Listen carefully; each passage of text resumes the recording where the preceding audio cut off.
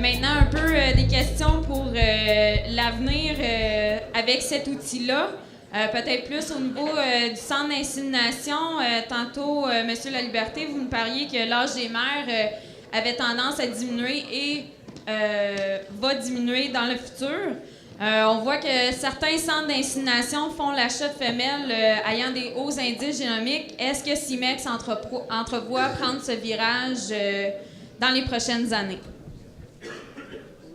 Notre première responsabilité, c'est de s'assurer qu'on va avoir les meilleurs taureaux disponibles pour nos clients. C'est vraiment notre première responsabilité. Et on va s'assurer de prendre les mesures en conséquence. On a vu que dans les 5 dernières années, plusieurs organismes, des centres d'insémination ou des organismes indépendants, on sont mis à investir dans les femelles, de sorte que, puis j'imagine que Simon peut en témoigner, aujourd'hui, les femelles élites sont possédées par de moins en moins de joueurs. Ça nous oblige à nous repositionner, et on a amorcé une réflexion au sein de notre conseil d'administration, comment on pouvait positionner CIMEX pour être un joueur global influent, un des meilleurs au monde, puis être encore là dans 5 et 10 ans. Ceci dit, je ne peux pas vous dire ce que va être l'avenir, puis je peux encore moins vous dire les discussions qu'on a au niveau de notre conseil d'administration. Par contre, c'est sûr qu'on va essayer de s'associer à des gens qui peuvent nous fournir cette génétique. Que ce soit des éleveurs particuliers ou des éleveurs élites ou qui peuvent être des joueurs majeurs. Mais c'est notre responsabilité, je l'ai dit, est envers nos clients, puis que si ça demande un jour d'investir dans les femelles, puis c'est la seule option, il va falloir le faire. Avant tout, c'est de s'assurer qu'on puisse avoir des taureaux à offrir à nos clients, puis c'est vraiment notre première responsabilité à CIMEX. Parfait, merci Pierre. Puis si je me tourne au niveau de nos éleveurs, pour vous, comment vous voyez, dans le fond, qu'est-ce qui est le plus grand défi pour vous dans les prochaines années? Fait que pour toi, Dominique? Bien, moi, je pense que les défis sont justement pour les centres d'insémination. Essayer de faire une variabilité, dans le fond, là, dans les pédigris, puis tout ça, pour pas ramener ça tout en l'entonnoir de juste les chiffres, puis avoir de choix de taureaux pour la consanguinité. Moi, c'est ça que je trouve. Je pensais que la génomique amènerait une plus grande variabilité dans les généalogies qu'on voit pour les taureaux, puis je trouve quasiment que c'est le contraire. Fait que moi, je trouve que c'est le défi. Parfait, merci. Et pour toi, Simon, comment tu vois les grands défis pour les prochaines années? Bien, un petit peu comme Pierre disait, il y a de plus en plus de femelles qui sont propriétés de centres d'insémination. Puis, pour moi, c'était le champ pour un éleveur de laisser aller sa femelle quand on sait comment est-ce qu'ils se vendent, les femelles de vraiment top niveau.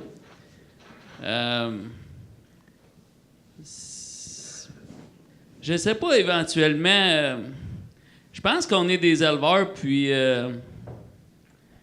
faut un peu se questionner là-dessus. Est-ce qu'on va avoir encore un rôle assez grand à jouer? Est-ce qu'on va pouvoir encore détenir ces femelles-là pour fournir des taureaux au centre d'insémination?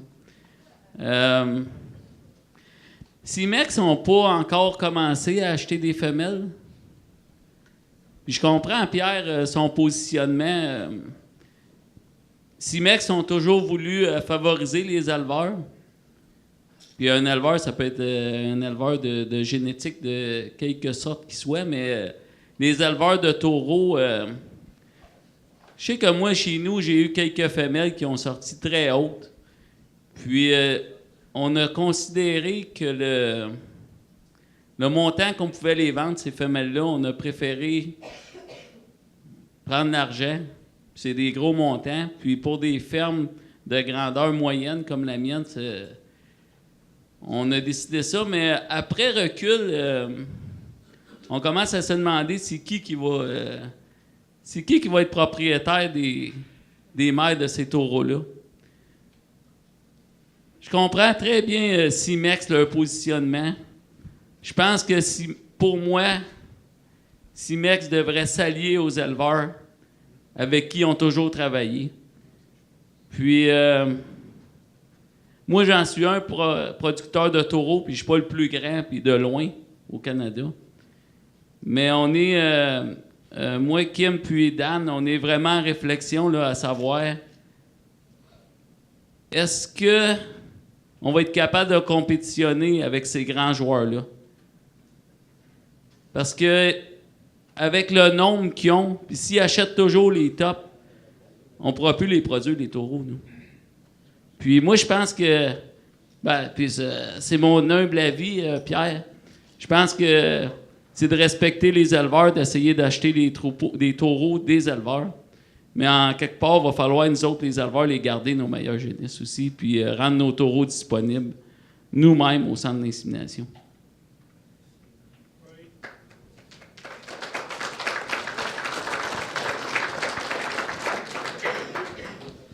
Moi, un peu ma crainte là, pour les prochaines années, c'est que tantôt, Brian disait qu'il pouvait acheter des taureaux dans une vingtaine de pays.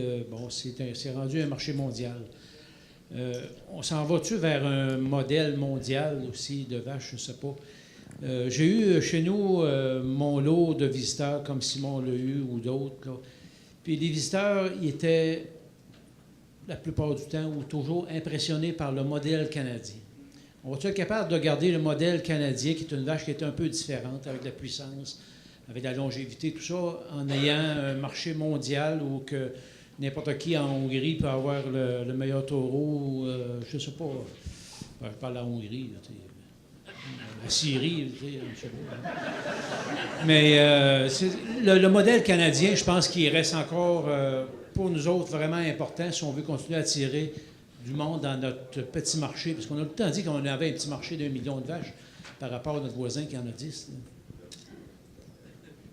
Moi, je continue de penser qu'il faut se démarquer. Puis ça n'empêche pas de s'améliorer, ça. Tout le monde veut avoir plus de production, tout le monde veut avoir plus de longévité dans les vaches. Puis tout le monde, en tout cas, moi, je rêve encore d'élever des belles vaches qui peuvent aller dans les grosses expos. Pas juste pour la commercialisation, il faut être fier de ce qu'on a fait, puis faut continuer à essayer de viser, aller dans le même sens qu'on est toujours allé. Oui, c'est correct.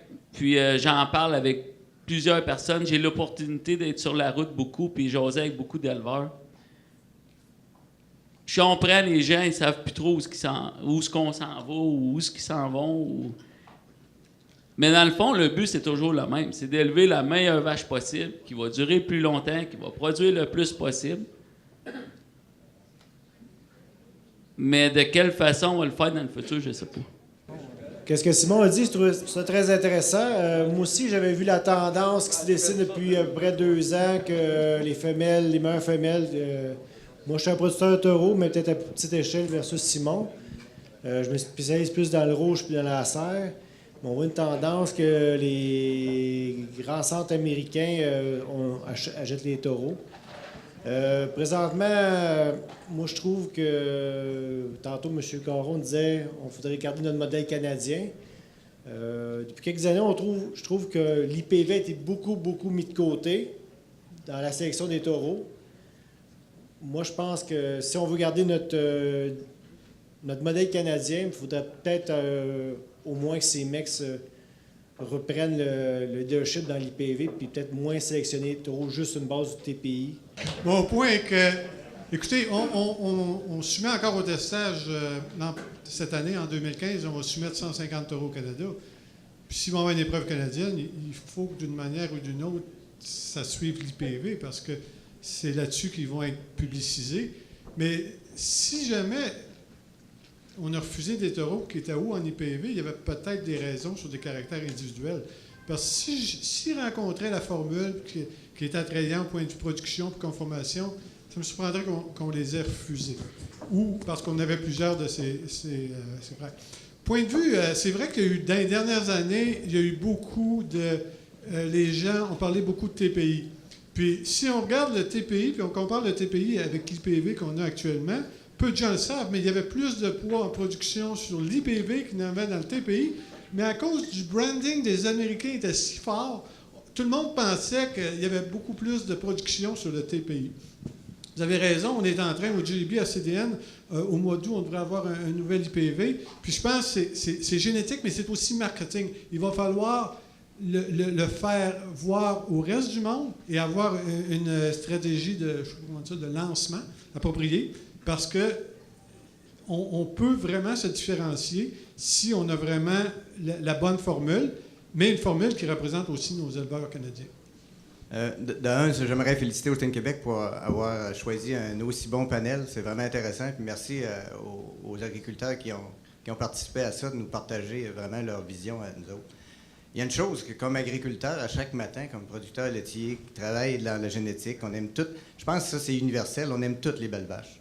Tout le monde. Je ne connais pas personne qui aime se lever à 4h30 le matin pour aller traire des vaches qui sont laides. J'en connais pas. Hein? Il y a toujours un intérêt à aller traire des belles vaches. Puis on est tous d'accord qu'on en ait 5000 ou qu'on en ait 50, c'est une constante, ça. Puis l'intervalle des générations, quand je me lève le matin, c'est vraiment pas ma préoccupation première. Hein? La préoccupation qu'on a, c'est d'élever des vaches qui sont profitables, puis la vache qui est fonctionnelle, qui va durer longtemps. Parce qu'à chaque fois que je fais une CI, je fais pas une CI avec des moyennes, mais je fais une CI avec un géniteur. Je comprends que le troupeau qui est plus grand, à ce moment-là, va avoir moins de risques, si tu veux, en utilisant des petits groupes de taureaux, comme Dominique le fait. Mais la question que je me pose aussi par rapport à ça, parce que chaque CI que je fais le matin, là, c'est pour faire une génisse. Puis cette génisse-là va me coûter 3 000 $ avant qu'elle produise du lait. Ça, c'est ça la constante, là, à pas oublier. Chaque génisse me coûte 3 000 $. Fait que quand on parle de fiabilité, puis j'ai bien aimé les commentaires, quand tu disais on augmente la fiabilité, mais la fiabilité d'un taureau éprouvé est encore pas mal plus haute que d'un taureau génomique. C'est pas mal plus haute qu'elle l'était quand on avait des moyennes parentales. Ça, on est d'accord là-dedans. C'est un moyen, c'est un outil qu'on a ajouté de plus. Mais j'aime autant, moi, quand j'avais mon bulletin, hein, si j'avais une note à 95 %, j'étais content de laisser le bulletin sur le bord de la table puis que ma mère le voie. S'il était à 68, 70 %, j'étais moins intéressé. Hein? Ça fait que la fiabilité, pour moi, est bien importante. Puis c'est les chances. La fiabilité est directement reliée avec le 3 000 $ que j'investis le matin que la génisse arrive au monde. Puis ça va être une bonne ou ça va en être une qui va aller à la réforme. C'est bien important. Le point que Dominique a emmené, que j'ai bien aimé aussi, puis ça, c'est une question. Est-ce qu'on est en train de faire des souris blanches avec notre modèle? Parce que on arrive avec...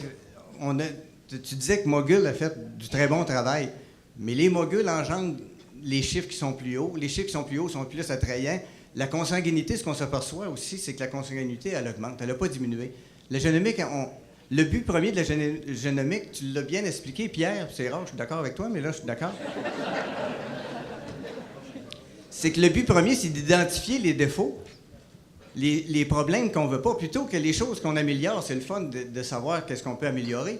Mais je suis encore bien plus content de savoir les choses que je ne veux pas avoir chez nous, d'identifier les défauts. Puis ça, la génomique le fait très bien. Ça, c'est le fun d'avoir.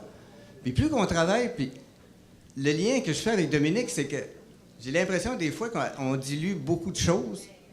Hein? Plus qu'on ajoute des critères puis des caractères, moins qu'on est précis, moins qu'on est fiable. Puis la souris blanche, là, on n'en veut pas parce que, dans le fond, si on vise d'avoir une vache qui est moyenne, planétairement, mondialement, qui classe à 83 points, si je vise une vache à 83 points dans mon troupeau, ça veut dire que je vais en avoir 75. J'aime pas mal mieux d'en viser d'en avoir une 86 points au premier veau. Puis à ce moment-là, mon écart va être quand même pareil. Mais je vais finir à 86, je finirai pas à 83. Je pense que c'est important de le rappeler puis de s'en souvenir, ça. Ça fait que les souris blanches, il faut faire attention à ça dans la sélection qu'on fait. Puis se rappeler tout le temps le 3 000 $ à chaque fois qu'on fait des CI, là. C'est ça qui est important. Parce que d'être profitable, qu'on soit avec 5 000 vaches ou avec 50 vaches, c'est le même but à tout le monde. D'avoir des vaches qui vont durer longtemps dans le troupeau, qu'on a du plaisir à travailler avec. Ça, je pense que c'est important. C'est ça qui est le plus important. Merci. Je prendrai peut-être une dernière intervention avec Thierry. Au moins deux. Ou deux. OK. Pardon, Mario. S'il y en a juste un commentaire, je vais laisser le commentaire au président d'Holstein Cannes, par exemple. J'ai donné priorité. D'accord, merci. Mon commentaire est juste un éternel optimiste et je vois la façon dont ça s'en va actuellement et je suis vraiment enjoué de voir à quel point le progrès génétique s'en va, puis il va dans le bon sens, puis on élimine énormément de choses, on met une pression énorme sur les cellules somatiques, sur la fertilité, sur la longévité des vaches. Et quand on parle en partant, il parlait de 32 000 tests qui sont faits sur des jeunes taureaux pour en emmener juste certains. Puis ces 32 000 sont déjà sélectionnés, c'est parmi les meilleurs 32 000. Je ne peux pas voir autrement qu'on va faire du progrès génétique incroyable, pareil. Et on est chanceux au Canada d'avoir toute cette information-là génétique à bout de doigts, au bout de nos doigts, avec nos téléphones, avec nos ordinateurs.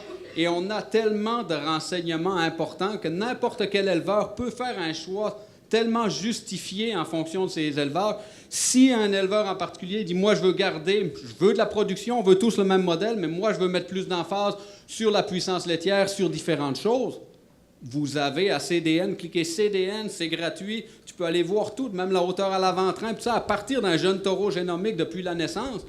Donc, des surprises, oui, il y a un peu de surévaluation, oui, il va toujours en avoir un peu, mais je pense que si on analyse, on a tellement de données possibles, disponibles, que c'est facile. Je suis passé, j'ai inversé mon ratio, j'étais à 25 75 je suis rendu à 75-25. Les premières ont vêlé des jeunes taureaux génomiques avec certains critères bien spécifiques. Ils sont aussi bonnes que les autres, ils produisent plus même que les autres, ils sont plus fertiles, puis tout ça. Puis on voit, Brian disait que c'était de façon un peu exponentielle, et je suis d'accord avec lui. Vous regardez les jeunes taureaux, s'il y en a quelques-uns qui vendent des taureaux dans les centres, regardez les niveaux que ça prend aujourd'hui, puis il faut qu'ils soient à 3500 $, il faut qu'ils soient, s'il n'est pas en haut de 15 en conformation, il ne se vendra pas, ils ne les voudront pas sur le tablette. Pour l'éleveur, les producteurs laitiers en général, peu importe la catégorie, on s'en va encore plus vers des belles années. Et il y a encore du progrès génétique à y avoir, c'est sûr, parce qu'il y a de la diversité. Il y a encore beaucoup de différences entre vos vaches top dans votre troupeau puis vos moins bonnes. S'ils seraient toutes au top, c'est dur à faire. Mais il y a encore beaucoup de progrès génétique, puis on va l'avoir. Très confiant pour l'avenir. Merci Thierry. Bonjour tout le monde, ça me fait plaisir d'être ici, puis je voudrais vraiment vous féliciter pour cette belle organisation. Puis juste pour vous dire que la génomique puis les nouvelles indices sont chauds, regardez la salle ici. Je remercie aussi tous les éleveurs d'être ici parce que en tant que leader de votre association de race, on se questionne souvent sur le comment faire, où aller et comment. Donc quand on voit des belles discussions comme ça nous éclaire un peu. Puis il y a une chose, moi, que je retiens aujourd'hui. L'identité canadienne, il ne faut pas la perdre. L'identité canadienne, il faut la garder. Ce qui a fait notre passé, il faut s'en servir pour s'en aller dans le futur. Oui, on a les outils pour le faire. Je suis un petit peu pas d'accord pour les gens qui disaient que c'est Pierre et Brian qui vont décider. On va les utiliser pour qu'ils décident. C'est nous autres qui va décider. Parce que c'est nous autres qui payent la facture. Fait qu'on est en train de regarder pour s'en aller avec 2 index. Il y a un index économique qui va arriver. Les choses ne sont pas finalisées. On a besoin de votre opinion. On regarde aussi de remodeler l'IPV. C'est bien important de savoir qu'est-ce que vous voulez dans cet IPV-là. On va en rediscuter de la pondération. Si on veut garder le modèle canadien, je pense que dans le passé, ce qui a fait la fierté de notre pays, on est un petit pourcentage en nombre d'animaux, mais on exporte beaucoup de génétique à l'extérieur parce qu'on a de la haute qualité. Donc, si on veut la garder, il ne faut pas s'en aller. On ne serait pas ici si on ne voudrait pas garder notre modèle canadien parce qu'on s'en irait tous sur le TPI, c'est la mode de ce temps-là. Mais il y a 7 ou 8 ans, là, on entendait moins parler du TPI, puis avec qu'est-ce qu'on est en train de bâtir, nos 2 nouvelles indices qu'on va amener, le nouvel indice économique et l'IPV remodelé, si on en fait une bonne promotion puis on prouve que ça marche avec la fiabilité, on va redevenir au haut de la cote, puis c'est là qu'on s'en va. Puis moi, je pense que ce pays-là, on l'a bâti avec la conformation, puis il faut continuer de penser dans ce sens-là. Oui, bien en fait, ça clôt notre atelier. J'espère que vous avez apprécié les échanges qui ont eu lieu aujourd'hui. Tout d'abord, je voudrais remercier nos 5 personnes qui ont pris le temps de venir nous expliquer leur vision puis leur façon de faire en génomique. Alors, merci, monsieur. Et on demanderait à Gilbert de bien vouloir juste donner un petit présent pour souligner votre temps que vous nous avez consacré. On vous invite donc à nous lire prochainement dans la revue Hosting Québec parce qu'on va faire un résumé de ce qui vient de tous discuter en ce moment. Nous tenons justement à remercier aussi Zoétis qui a été notre partenaire aujourd'hui pour cette activité-là.